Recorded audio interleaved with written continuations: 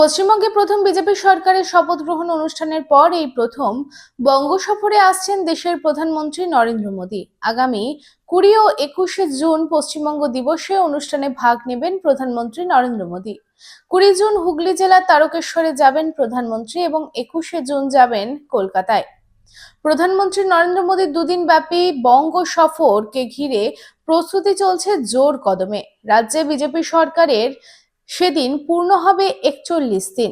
পশ্চিমবঙ্গে বিজেপি সরকারের 41 দিনের মাথায় প্রধানমন্ত্রী নরেন্দ্র মোদীর বঙ্গ সফরে কি বার্তা দেন, এটাই বঙ্গবাসীর নজরে থাকবে। রূপোর গয়না বা রূপোর তৈরি বিভিন্ন সাজসজ্জা কেনাকাটার জন্য এক বিশ্বস্তনীয় প্রতিষ্ঠান শ্যামসুন্দর চাঁদিওয়ালা।